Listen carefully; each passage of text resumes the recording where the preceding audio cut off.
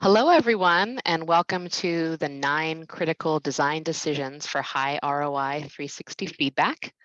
I'm going to give everyone a minute to get signed in. While we're waiting to get started, I'll take care of a few housekeeping items and do introductions. So I'm Jessie Bieringer, Head of Marketing for 3D Group, and I'll be facilitating our session today. Please feel free to ask questions using the chat function throughout the presentation. We'll be answering as many of your questions as we can at the end in a Q&A session. So joining me to discuss high ROI 360 feedback is 3D Group's president, Dr. Dale Rose. Dr. Rose is the founder of 3D Group and a nationally recognized expert on talent assessment, leadership development, and 360 feedback. Dr. Rose is a widely published author in academic journals and an author and co-editor of the recently released Handbook of Strategic 360 Feedback. In addition to designing custom 360 feedback systems for clients, Dr. Rose personally coaches leaders in focused post-360 feedback sessions. While he most frequently works at the executive and C-suite level, he's supported leaders at every level from board chair to first-line supervisor. He's also a frequent contributor to publications such as the Wall Street Journal, Financial Times, CEO World, and HR.com. So with that, I'll hand it over to you, Dale, to get us started. Thanks, Jessie, and thanks to all of you for joining us today to hear a little bit about my favorite subject, 360 feedback, and in particular in context of thinking about the ROI that you get from 360 feedback. Certainly a popular topic in almost any HR group is what is that ROI that we're getting for this talent tool that we're using. So I'm going to go through 9 kind of key decision factors that you run into when you're designing and implementing 360 feedback. I'm going to share some data from our latest benchmark study to provide some context and grounding to that. The 3D Group are data-driven decisions, so don't be surprised to see some numbers and graphs on a deck that we're sharing. And I'll do a little bit early on about just kind of what is 360 feedback and what are we really talking about here. So some really exciting data to share and some ideas and perspectives, but I'd love to hear from each of you if you've got questions on the slides as we go. So let me jump right into it and kind of clarify, just to start off, what is 360 feedback. We surprisingly, when we talk to companies about 360 feedback that are wanting to do the process, they have very different points of view and perspective. So we try to ground it in this. It's a quantitative tool, survey-based. You can add interviews as well, where you're getting feedback from multiple different perspectives that work with you. So the key here is that your direct report group may have a very different view than, say, your peer group. And then even within those groups, there may be differing views. So trying to unpack the leader's impact on the individuals that they're working with is the core purpose for a 360 feedback process. And as you can see from these various images, again, the variety of perspective is as important to understand within a group as it is between the groups. So that's the benefit of the quantitative method, is you can really compare apples to apples, if you will, between these. Now, we often hear the phrase, oh yeah, feedback is a gift. I'll have to credit my friend and colleague Dave Bracken on this, but we like to say that feedback is not a gift, that it is a valuable thing to receive. It should be given with care for the individual, like a gift, but we really think about it more as an investment. So the idea being that if I'm working with a colleague and I've got a perspective that they're not pushing as hard as they should, their sense of urgency isn't quite where it needs to be for what we're trying to achieve as a company or a department, I can give them feedback about that and say, hey, you really need to step up your game. But if they ignore it and they continue to ignore it, then I'm going to stop bothering to invest, right? So the idea is I'm investing in their development, and I'd like to see a return on that. I'd like to see them take that feedback and use it. So when you start framing a feedback process as an investment, it changes the way you develop it, because you're trying to build in a sequence where the person's using the feedback and the individuals who are providing it actually see that benefit. So when we think about ROI, we talk to people about this frequently. It's a pretty simple formula, benefits minus cost over cost. The interesting thing here is that for the most part, when you talk to people about ROI, they think about the cost component. The emphasis is on the piece that they can figure out easily and quantify how much money was spent on this. And that's valuable. It's critical. You can't do without a denominator. But looking at the benefits is really the key to understanding what an ROI is for any given program or initiative. What are the benefits we're expecting that we can see that are tangible, that we can try to put in sort of dollar terms, and even if you can't put them in dollar terms, be clear about the benefit. I've worked with a client once where I tried to kind of drill into the benefits, and he said, look, I got the feedback, I went through the process, I know the ROI, I don't need to do any analysis at all, I get it. Okay, great. You do, but there are other folks who might not. But again, his focus in that context was about the benefit. He saw the benefits. It was unambiguous to him that those benefits outweighed the relatively small cost. So when we think about how to increase benefits and what are those benefits and how do we increase them, I'm gonna bucket my suggestions into three different kind of categories just to make it a little simpler and cleaner. So the first is more feedback, right? If you're in a feedback poor environment where you never get feedback, not so good. Very hard, more in a sense, the more feedback you get, the better ROI there is. Now, of course, there's probably a diminishing return, but in general, making sure you've got that optimal amount, and in most workplace environments, more feedback is going to make it better because they tend to be pretty feedback poor. The other question, though, is better feedback, right? Feedback that is more relevant to me in my role, that's from the correct people. The quality of the feedback unquestionably has a huge benefit. If you're getting, a rating from, 1 to 5, if you've ever taken a ride share, right? How really beneficial is that? Sure, you can give someone a 1 if they, almost kill you in a wreck or whatever, but most people are just giving a 5 and going, yeah, this guy's fine, it was no big deal. So the quality there is pretty weak. You ought to be getting a lot better than that. And then the next question is beyond feedback. So really, what do you do when you get the feedback? Where do you go with it? How do you use it? You have to be factoring that in. So that's how we're going to look at these different things. So let's take a look at more feedback, right? So here's a pretty feedback poor environment, right? I've got a couple peers, couple direct reports, couple stakeholders, and then my manager. Typical workplace environments, you mostly are just getting feedback from your manager, and that's about it. So this is not ideal. What you really want, and it is something closer to this, where you're getting at least enough kind of data that together, not one person is overweighing as much as taking half the score or half the rating. So more feedback is going to typically be better. So the question that this applies to when you start designing your feedback process is, for example, how many raters is enough, right? So in this context, this person's got 7 raters. In this context, that this person's got, if I'm doing my math right, 14, not including themselves. So how many raters, and then kind of at each level is an important consideration. So we're going to introduce our a little bit of data here from our benchmark study. Often people ask, well, the typical groups that you end up in a 360 with are self, manager, peer, direct report, and then you'll have an other group that could be, internal business partners, could be customers, could be stakeholders, but it's going to be varied by the person. So for each one of those, we often get the question of, well, how many people should we invite? How many people should be involved? The self, let's hope there's only one of those. Multiple personalities, not so good when it comes to when it comes to 360. Manager, sometimes you do get multiples. I will say that if you have a situation where you have like a dotted line manager, it's often very difficult to interpret the results, because if you get 2 manager ratings, you're like, oh, one gave me a 5, one gave me a 2, which one was which? It could be tricky. So I recommend the manager not be anonymous and be just one person there if you can pull it off. It's not always the case. We usually recommend 7 peers. Generally, and the data show, sort of a minimum of 3 to report the data separately to protect anonymity. It's like 85% of companies use that threshold. So if you invite 7 peers, you're going to get enough data. You're going to be pretty confident you're going to get 3.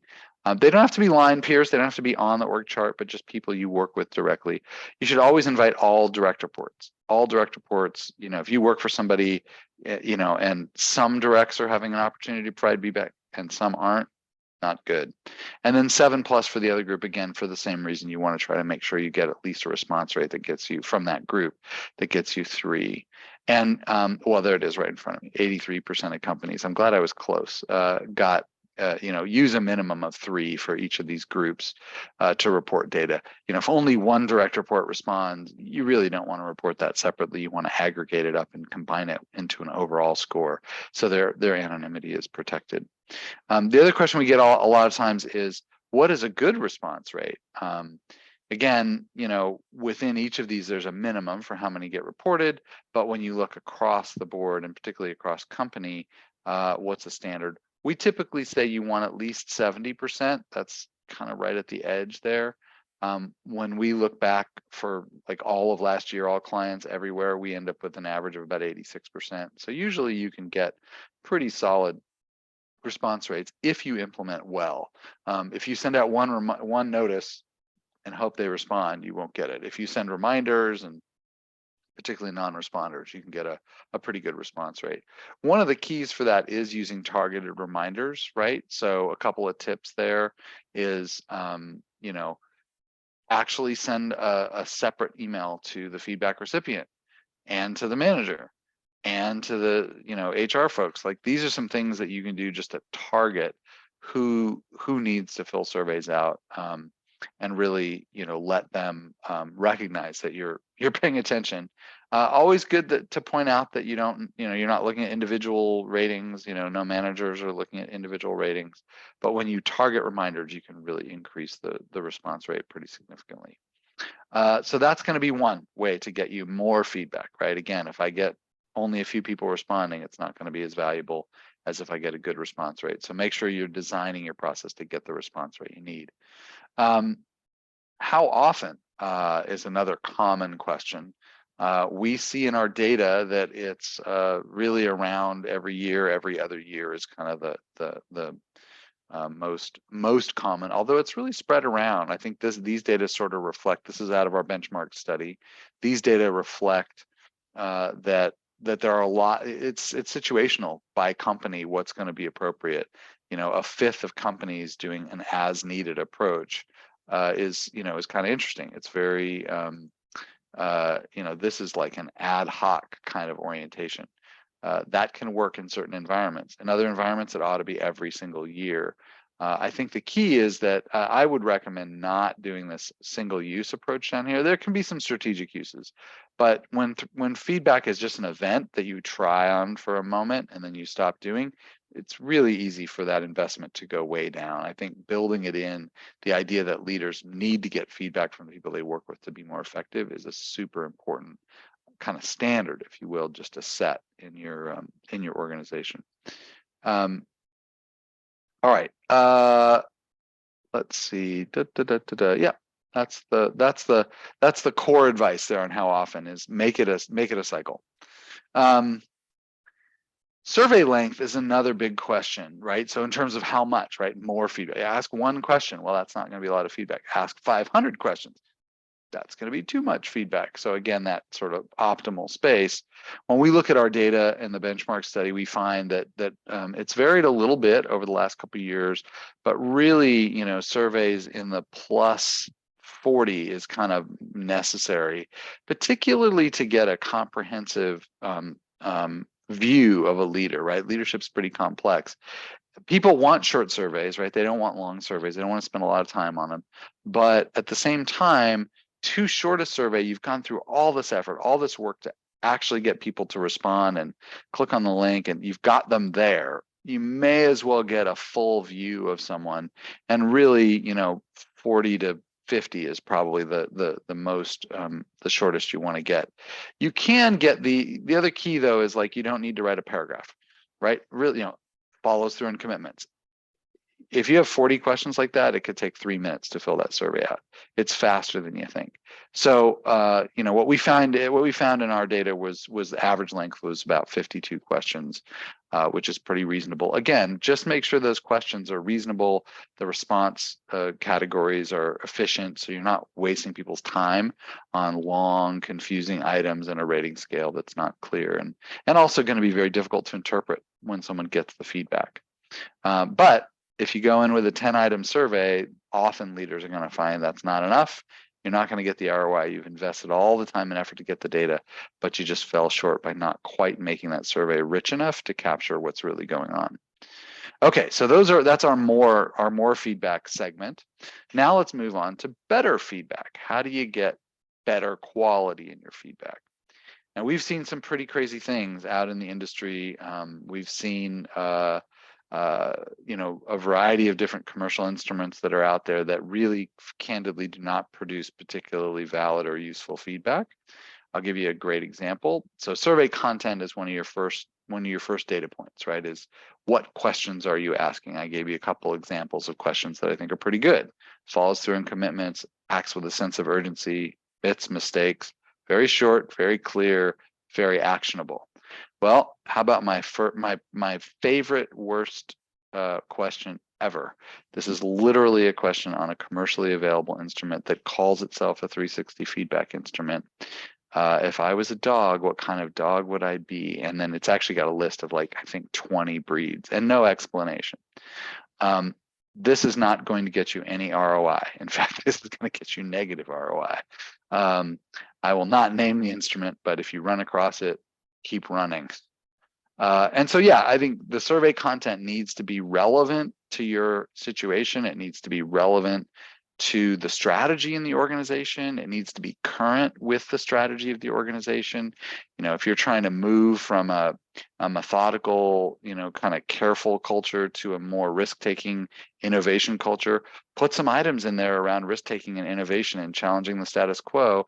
That's going to link. It's going to be relevant. You're going to get great ROI on trying to move your strategy forward by messaging to leaders that they need to be moving in that direction. So you can do a lot with survey content from an ROI standpoint. The basis is make sure that you're asking enough questions, but also make sure those questions are relevant and gonna resonate for leaders.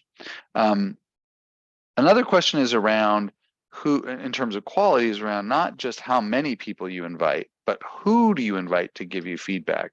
So notoriously, we've worked with leaders where they'll look at a data point and they'll go, oh, well, I scored really low on that, but I don't hardly ever work with any of those people. Oh, okay. Well, I'm not sure why they are providing you feedback, but it's obviously not very high quality. So you got to really think about, are these the right people? And when you work in an organization that's really good at using feedback and 360 feedback in particular, those leaders are gonna actually use the rater selection process very strategically. Like maybe a leader's worked on an initiative cross-functionally, and they're going to create a group of the people that were all on that project team and put them together in that other category to see, well, how did I land with that group of people that had never worked with me before? And I want to learn from that to see how I can, broaden my impact when I'm working with people that don't have familiarity. That's a great sort of strategic way to get value out of choosing your feedback providers. What I don't recommend is just going with what's on the org chart. Org charts are notoriously wrong. And again, it doesn't have that engagement. They're wrong in the sense they're not accurate, just to be clear. It doesn't have that sense of engagement from the individual in choosing those folks. So really, who should select raters? Our advice would be that the individuals involved in that there is some approval process from a manager that's like looking over their shoulder going, this isn't the friends and family plan. Again, another way to lose value. We've seen many leaders get feedback where they invited their friends and family and they got really positive feedback and they thought, well, I knew that was kind of a waste of time.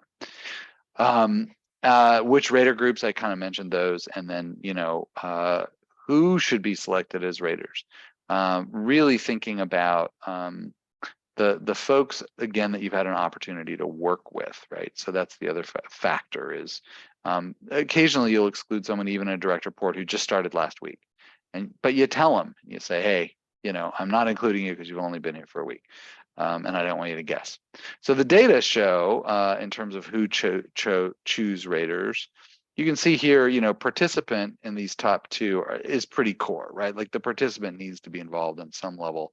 Interestingly, that, a little over 10% of companies actually just let HR pick. Again, I would say you're going to lose some ROI on that because the individual's not invested. They're not going to value the feedback. they're going to be less motivated to change, less motivated to act. It's more something being done to them rather than them actually seeking feedback. And that's much more the approach that you want to take. So participant involvement is kind of the bottom line, and then but with a little bit of control there in terms of making sure it's not the friends and family plan. And then these, as I mentioned, in terms of who the rater groups are, it's pretty standard at this point. It's been consistent across the board, but it's basically peer, self, direct report, and direct manager. Again, as I mentioned, some others that can come in there to play, but that's your core group. Those are the folks that you're typically going to see in a 360. Another way to improve quality, we have lots of research that shows rater training improves rater accuracy. So some form, instead of just sort of throwing the survey out there, and it should be clear and clean, like I mentioned before, follows through on commitments, from considerable development needed to exceptional no development needed, like that's pretty clear. But making clear to raters, why are we doing this? How are the data going to be used? Don't put all fives because you like this person. Like, pay attention to the items. These simple things can make a big difference. So when we look at our data around what companies typically do, the most common clearly is this, text being included in the survey that can identify. Don't use extreme scores. Make sure there's a variety. Putting it in the email. Quarter of companies don't do any training. You're losing opportunity there. It's not that expensive. There's almost no cost to augmenting your email to inform people of how to do the ratings. A little bit of text in the survey, not very expensive. So sort of no excuse for not doing any sort of training, candidly. And then we've actually found some great success with recorded videos. It doesn't need to be a 45-minute mini series, but you can do a quick video describing kind of here's how to look at the survey and here's how to think about it. So I think these are some pretty great ones. Sometimes it's useful to do this live, but that can be pretty costly. So again, the ROI there, the only time I would see doing that is when you have a really low trust environment where people are very skeptical of the process, but that there's stuff the leaders need to hear. Then it might be valuable to give raters an opportunity to ask questions that fundamentally are going to come down to, is this really anonymous? And then some other things. So live orientations are possible around rater training, but not likely. One of the other great successes we've had is in guidelines for comments. So you can literally give an example. This is that text in the survey, right? In the survey to say, hey, before you write this, let's just show you what a useful comment looks like. And what a less useful comment looks like. So this one is pretty generic. It's not very it doesn't give you much guidance. But if you look at this more useful example, it really helps call out what a good comment is. And when we have looked at the data, we find that the comments can be very poor. You can run into a lot of ones that, like we see on the top. But when you go ahead and take the time to just put a few instructions in and give some examples, the quality goes way up. So very simple things, no cost things that you can do that we're going to increase your ROI if you pay attention to the quality of the data. And they seem subtle. People won't notice them necessarily, but they can make a big difference. All right, third section, beyond feedback. What do? You got the report. Where do you go with it? I think this is where maybe some of the best opportunity is for organizations where they are, you work through a project, you're implementing, 360 for 1,000 managers in your marketing department. And the data setting it all up, getting the survey items, getting the rating scales, getting people bought in, launching it, getting the data collected, distributing reports, we're done. Well, actually, that's when the work begins. So procedurally, from an HR standpoint, operationally, yes, that's in some ways but that's where you've now got people to where they can get the insight. This is the moment you need to double down on making sure you're getting a return on that investment. And in fact, most of the investment part happens to get the feedback, and then the benefit part really starts to happen once they use it. So getting beyond that is super critical. I'll give you a really extreme example. This is a company that I heard about at a forum. It was not our client, but it was a stunning statistic. the baseline is, did they use the data? Like, are they, what you really want them to do is to use the data, right? Use the data, have an insight, change behavior. That's fundamentally what you're trying to get them to do once they get that feedback. Well, the baseline for that is, did they open the report? So this company shared out that their data suggested that 27% of the people who got their report didn't even download it. Now, they had done not nearly enough to communicate to managers the value, the benefit, the investment wasn't there. This might have been one of those 24% that had, really wasn't using any kind of rater training, like the buy-in for the process, clearly not there. Do not be the company that has 27% of their people not even looking at their report, because if you want to talk about a sink on ROI, that's going to do it every time. So, ultimately what you want to do is to take a look at, and you can report these things out. What percentage of your leaders looked at the report? Did they, ask them in a survey? Did they understand? Did they accept the feedback? If they don't understand it, I don't know, I looked at it, but it's confusing. Where's your ROI going? Down. If they're like, yeah, I saw it, but it was all phooey. Okay, down. So, are they creating action plans? Are they actually taking steps to change their behavior? Have they talked with others about their feedback? What are they doing to change that behavior? That's where your benefit is. So if you're trying to figure out and document or share with others, even if it's not a formal ROI, these are some things you can look at to share with your colleagues or leadership to say, hey, let's hope that you're going a little beyond the how many looked at the report. That's probably not going to be super impressive. But if you can kind of sequence it all the way down and say, hey, 99% of people, let's hope it's 100, looked at their report, 90% report that they, understood the feedback. 80% said that they had actually created an action, but you can document kind of what the impact is and what that benefit looks like in your organization with just some simple surveys. One of those kind of, what do you do with it questions, super common. We still get this.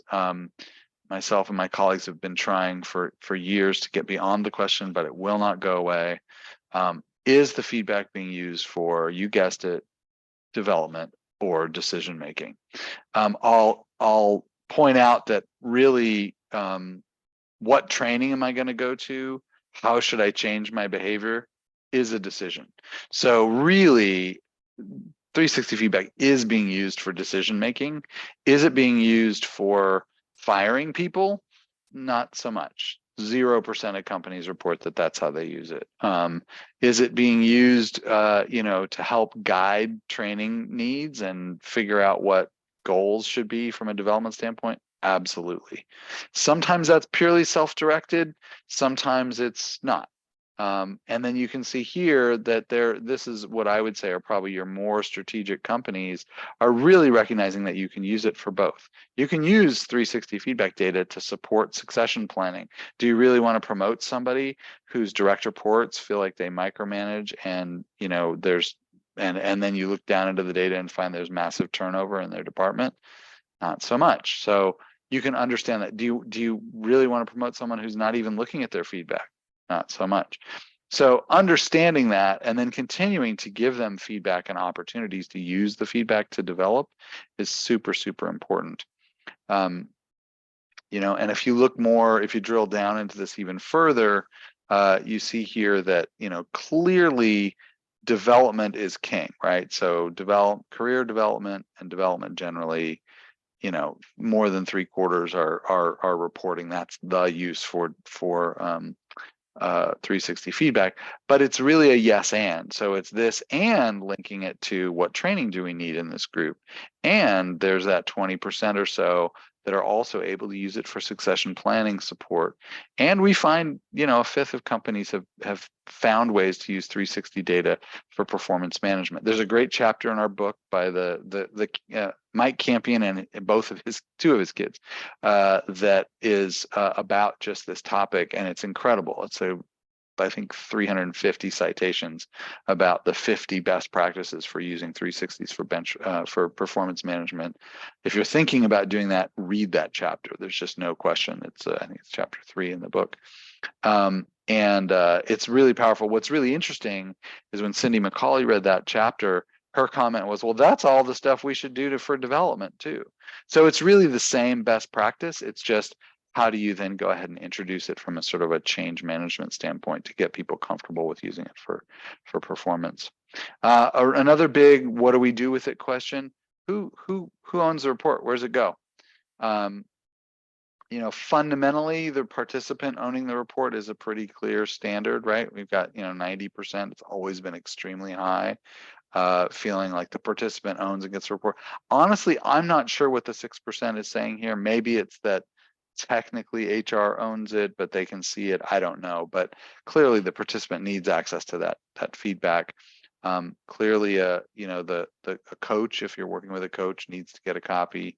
The direct manager getting a copy, less frequent. We actually don't necessarily recommend this. It can be overwhelming and too much detail for a manager. They can get lost in some of the micro details.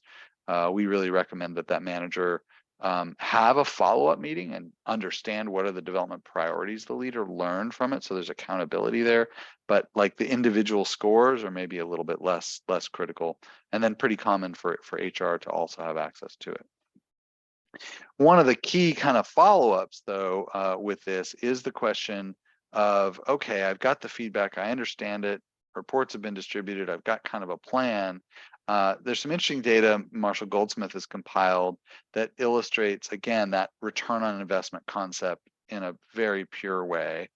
The punchline to the story is that when you follow up with the people that gave you feedback and say, hey, thanks for the feedback, first of all, thanks for investing in me.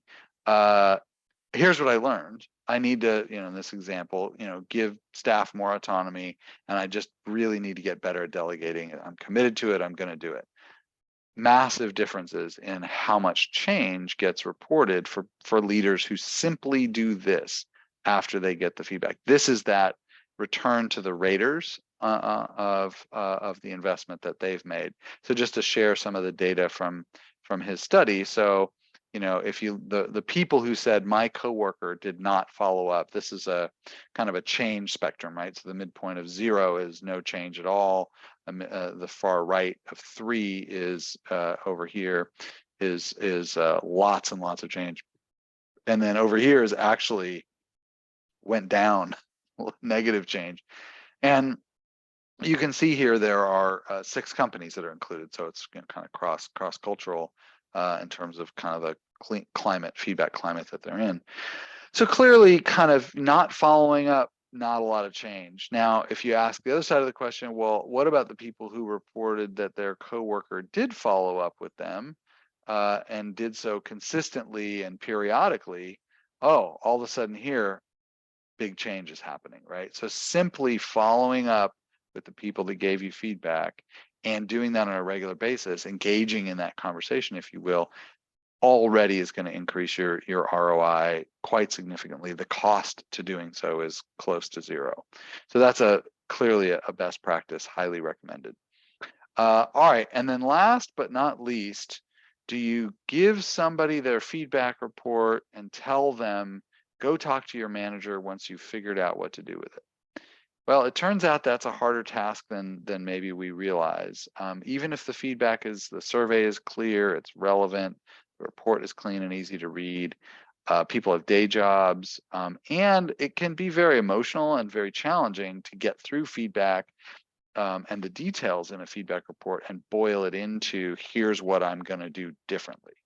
So what we found is that spending an hour with an expert feedback coach, doesn't have to be an executive coach and 6 months, blah, blah, blah, but just an hour with a really trained feedback coach can make a huge difference in people's use and understanding of the data.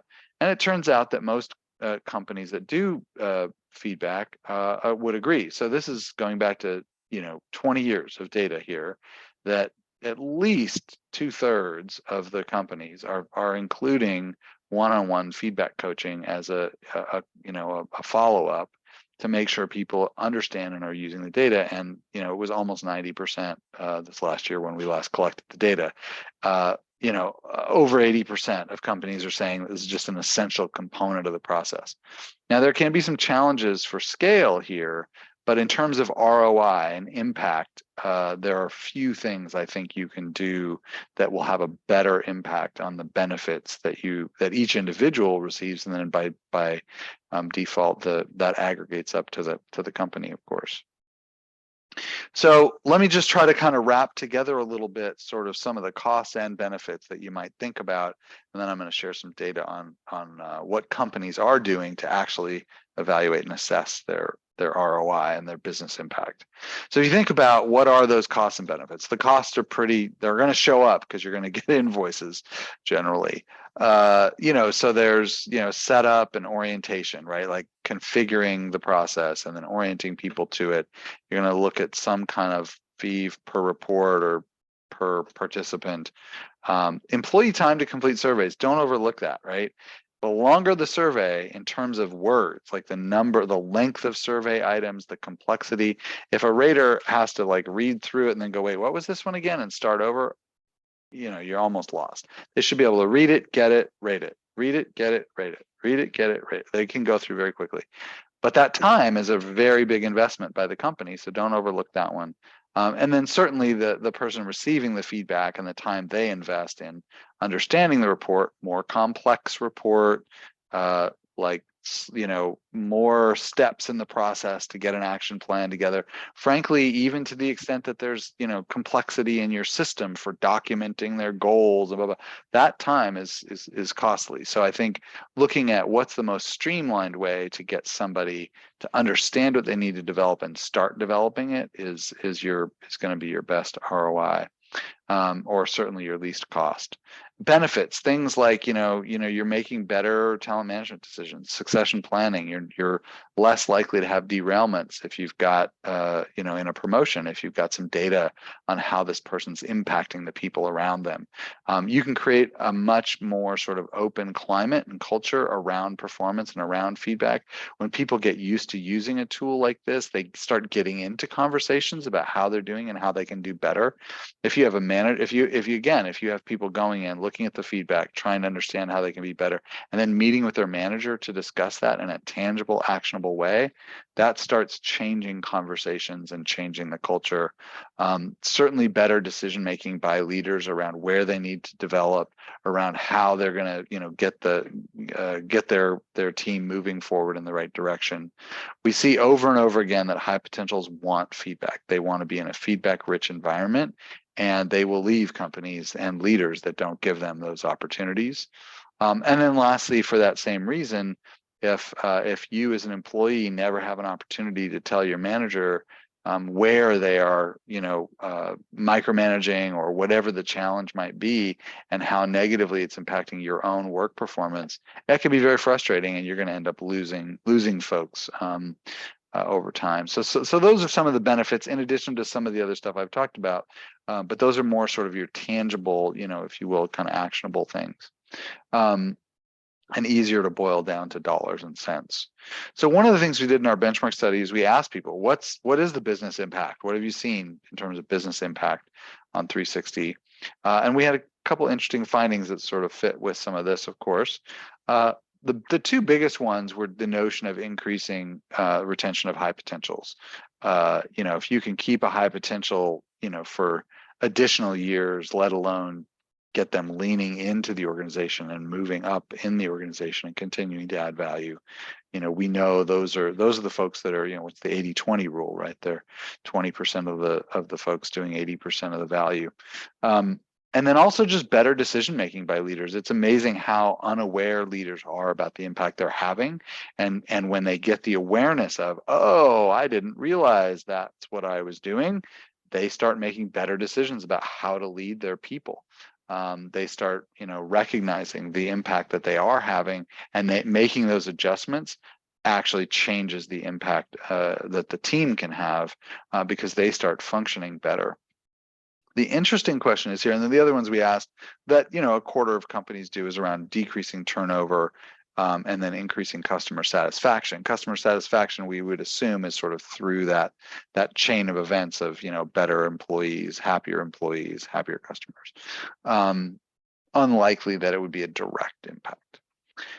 But the interesting thing is you start asking companies, oh, okay, well, great, have you done an ROI study? You find that, in fact, only 5% of companies have done an ROI study of the 360 process over the last 5 years. We've got a don't know bucket in there, but if probably they would know if it had been done. But the bottom line is that people are not doing the formal analysis. They're not going through and doing that formal analysis. And so, one wonders, well, why not? It's certainly something everyone would love to have. So why not do it? And what we heard was, for the most part, it's kind of what I mentioned before with that leader who said, hey, look, I've experienced it. I know the value. It's clear. And so no one really has asked for that formal ROI is kind of your biggest one. Also, of course, the data are very hard to get. Like, really doing an ROI study correctly is a very challenging thing, and it always will involve some leap of faith, because you're going to have to put a dollar amount on something that is not actually a check written. And anytime you do that, you're having to, what's the cost of an employee turnover? You can get some dollars and cents, but there's some components in there you can't quite do. So it is a tricky thing to do. But at the end of the day, people will sort of talk loosely about, gee, wouldn't it be great? But very few people are really demanding and pushing for it. I would love to talk to those 5%. I'll just say that, like, I would be interested to see what they've come up with. So as just a recap, things to do to increase the ROI. These 3 buckets are the big buckets. And if you can think in terms of these core principles, and certainly I've given you some data and you can think about those, but these core principles of, is there enough feedback being provided on a regular enough basis? What's the quality of the feedback?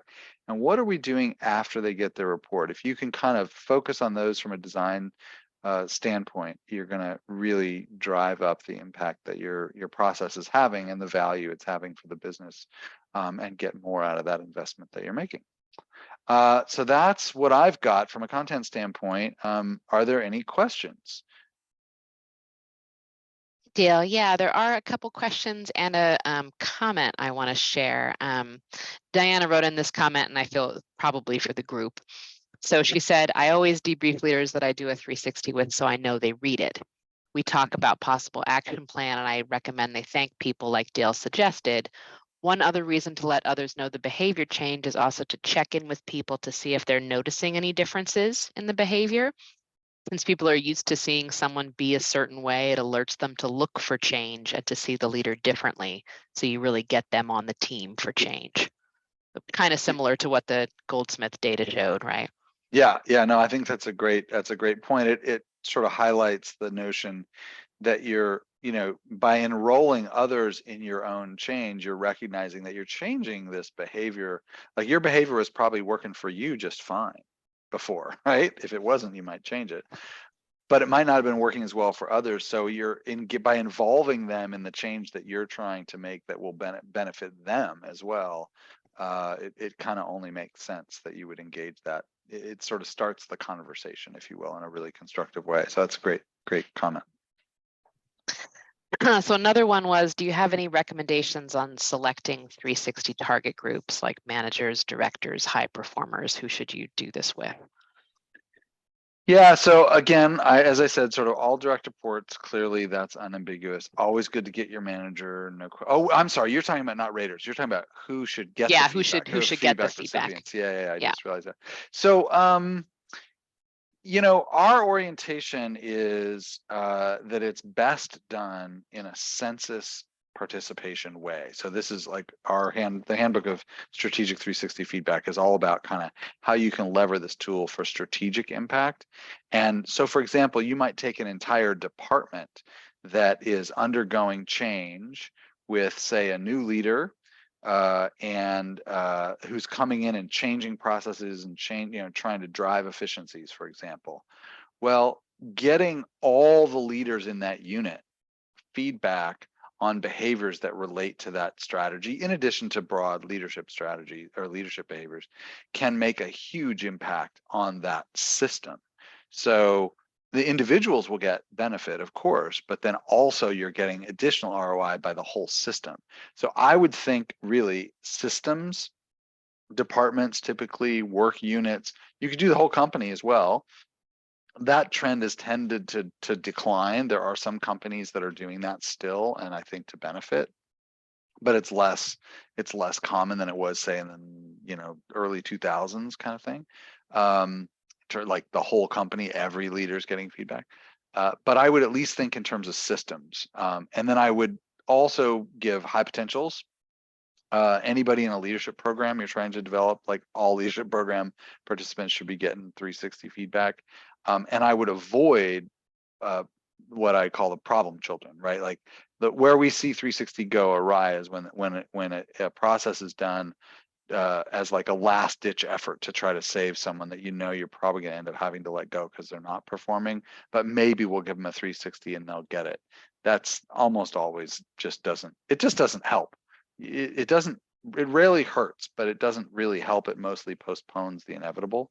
So if that's the case, I recommend you just face the music and make the tough decision.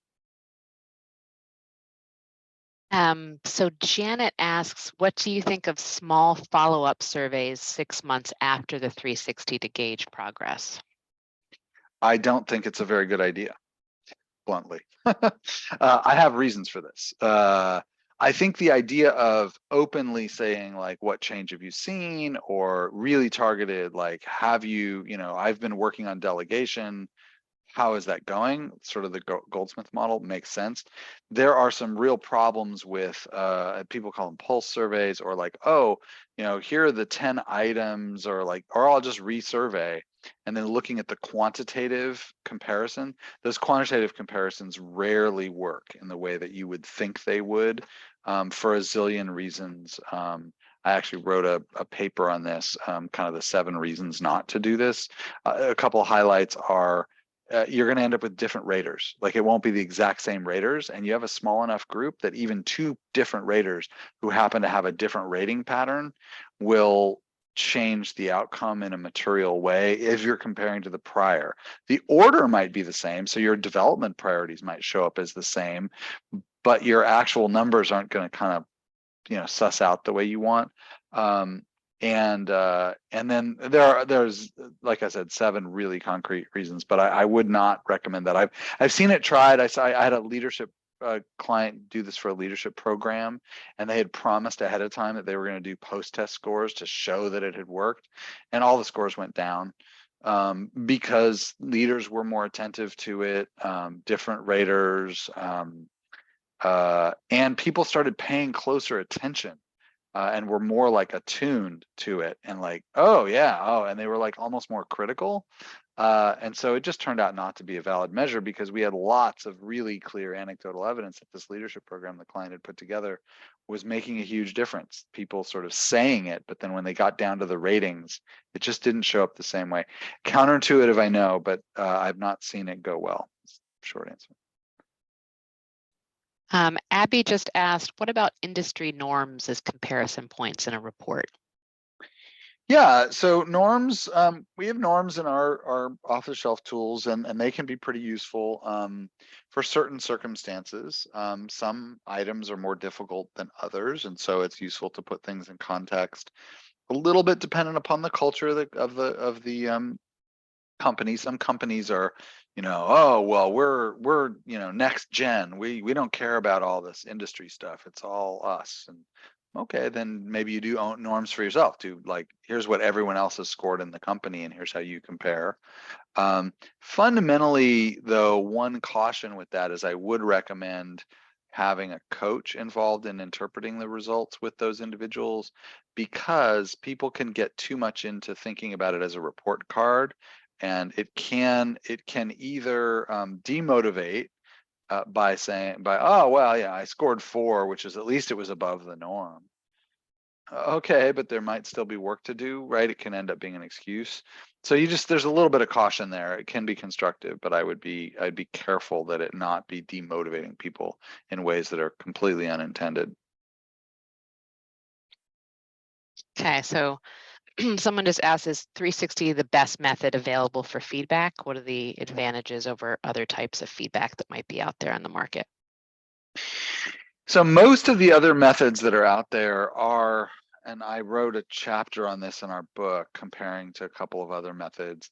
They're either overly like simplified like how many stars do you give this person? And you're like, I'm going to give them a 5, but on what, right? Is this on their communication skills, on their integrity, on their business focus, on their leadership's complicated. So sort of this oversimplified, quick and easy, like, how many, sort of, ride share like ratings are not useful. 360s are far more comprehensive. They're, often well researched and reliable and valid measures of leadership behavior. That's going to be better than those kind of quick and dirty assessments. The other side of that is the qualitative, where it's open-ended ratings. And what we find, as I sort of illustrated, I think, is that when given the opportunity, sort of a blank screen, people don't tend to provide like, this is the whole ratingless reviews concept, like, oh, we're not going to rate people anymore, we're just going to write something about them. Turns out people aren't that great at writing. And I'm not talking about grammar. Nobody cares as much about that in this kind of feedback, but clarity and specificity and range. So they won't be specific. It'll, like that comment example I gave, it'll be too broad. It won't cover all the topics. We did a study of this and found that like less than 0.5% of people talked about gave any feedback around sort of integrity related items or issues. And like, I think it was like 60% of feedback was related to communication. I can guarantee you that 60% of the problem with leadership is not communication. So people tend to write about what's convenient and easy and visible for them, but they don't think about stuff that might be strategically relevant, like challenging the status quo or taking reasonable risks, which we're trying to move our department toward. So it ends up, if you take that kind of an approach to feedback, it ends up being very kind of watered down, not particularly valuable. And then we see all these little feedback apps, right? Those ones are really popular, but only for about 2 months and only for about 30% of the people who actually use them, because they tend to just be a lot of attaboys. And most good leaders are fine and want to get high scores. They're driven for that, but anything that they have opportunities to grow on, they also want to focus on. And so they want critical feedback. They want to know how to improve, and they don't get it through those apps. So 360 feedback, I think, splits the difference of all of those. You just shouldn't do it every week, every month, but if you're regularly getting an in-depth feedback on your leadership from the people who are working with you on relevant behaviors, that's going to add some value and much more than those other tools. Okay, this next one's sort of a two-parter, Dale. It's what prevents bias in feedback results? And then, given the current climate, hybrid work from home models, is there any data or any thoughts you have yet on bias feedback for employees who are remote or hybrid? How's that playing into bias? So Walt Tornow wrote this great article in '93 about how bias was the point. And bias not in the sense that we, in the kind of DEI world of like bias against a particular group, right? That's not what we're talking about. What his point was, and I think it's well taken, is a 360 captures the perception of others. Like, you want to know, what is your bias? What is your perspective, your tilt? How are you seeing it? Really is how I would interpret that. And when people are worried about bias in 360s, I think they're usually worried about, oh, this person doesn't like me, and so they're giving me all ones and that kind of thing. We don't see that show up in the data. It's extremely rare to see that kind of pattern or retribution show up. So in fact, what you are trying to do is to see things through the lens of somebody else. You are trying to see what their quote bias is. And I think that's in some ways kind of the point. Now, in terms of the hybrid world, it's even harder to sort of see what that view is in the hybrid world. And so I think it becomes even more and more important. Like, our feedback environment is even more empty now. So you almost need to know, like, you get you get feedback from just walking by somebody and smiling, and stopping, like being in the same physical space. We're social animals. That is its own kind of feedback, where you kind of get a sense of where you stand and how you're doing. And when you're isolated in your home office all day, you lose that kind of touch. And so I think feedback becomes far more important, and frankly, quality feedback becomes far more important. If I'm in that environment, I don't want just 5 blank stars. I want some specific, concrete feedback that goes, okay, everything's good. People still feel like I'm doing great work, and there's a couple things I need to improve. So I think it's, frankly, in this hybrid or remote work environment, it's, I think, 3 times as valuable as it ever was. Okay, I have one last question here, unless anyone has any others that they want to type in right now, and that's what type of development actions typically emerge from the feedback? What do you usually see, since you see a lot of reports and do coaching? I do, and usually is a tough word in this context. It's always pretty specific to the individual. If you're doing this right, the first thing that feedback coach is going to ask about is context, and who are these people giving you feedback, and where are you? Oh, you're brand new in your role, never been a leader. Well, that's different than you're thinking about where else you might move to and whatever. Like, it changes by person. But some of the ones that I see where there's the biggest impact are things like delegation and micromanagement is really common, where there might be 1 or 2 people who are saying, I feel like I'm being micromanaged. Now I have a conversation with my direct report about that. Another big one is you'll hear a manager really call out some issue around, say, prioritization. You get a low score on prioritizes effectively from your manager. Glad that you told me. Let's go have a conversation right now so I can get my priorities, lined up. So I think those are places where, again, if that information doesn't get shared, it can go months and months and months without you ever knowing that you're working on the wrong stuff. Communication does come up sometimes.